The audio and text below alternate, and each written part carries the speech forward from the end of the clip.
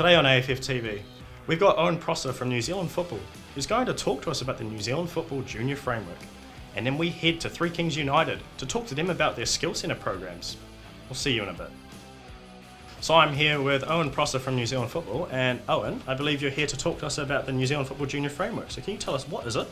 Yeah, so the New Zealand Football Junior Framework is basically a structure that we've put in place to help support junior football. By junior football, we mean children who are 4 to 12 years old. So basically, whatever level and ability they are, they've got an opportunity to access football provision that's appropriate to them. So at one side of the pathway, we might have fun football centres, holiday courses, football in schools programs, which is about igniting a passion for sport and specifically football. And then McDonald's Junior Football for Clubland, where it's more regular access for training and games, all the way through to skills centres. So the one like Three Kings United that you're going to look at later on is around providing additional training sessions, additional practice for children who want to access that. And do you feel with the junior framework, there's obviously activities that take place for juniors, right? Yeah. So do you feel that we should be using a certain terminology for these activities and programs? So, I mean, we have some terminology for when children take part in practice. It's not important that people use the exact wording as long as they understand what the practice means. So we break down children's practice into 4 components. So the first one is general movement component, which is basically a warm-up activity that helps prepare players going into a practice. And that's heavily linked to the 11 Plus Kids program. We then have football technique, which is about ball each or ball between 2 activities, which provides lots and lots of touches of the ball and repetition of a specific technique. Then we move on to football coordination, which is about involving decision making whilst also having a ball each or ball between 2. And then small-sided games is at the end, which is basically an adapted version of the 11v11 adult form of the game, but just changed and made more appropriate to children.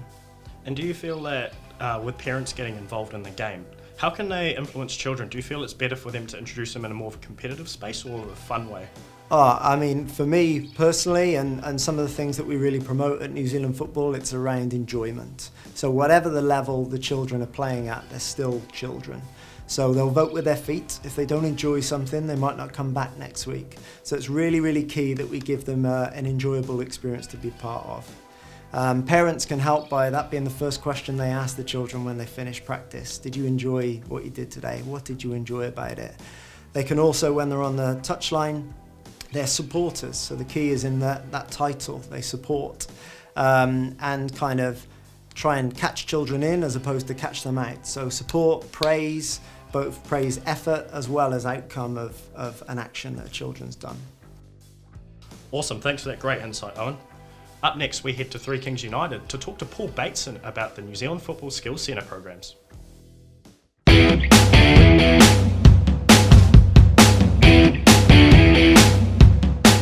Skills Centre is a New Zealand football initiative that's part of their kind of talent development, and we've been working towards it for the last 2 years and been running it since I became Director of Football at Three Kings. And it's a programme that we see as a key component of our own Club Excel pathway to give kids the opportunity that want to play more with other kind of motivated, highly enthusiastic kids, to give them the opportunity to come and play and be coached by specialist junior coaches. Guys that have been playing for the previous 2 years are now in a really good position where they've come consistently to this programme and either been coached by myself or Brad or another one of the junior specialist coaches, and we can really see that in their play now, particularly our 12th grade Band A team and Band B team are really sort of kicking on in terms of their development and being comfortable on the ball, combination play, quick play, one-on-ones and so on and so forth, all the things that we teach them here, you can really see it in action in the game.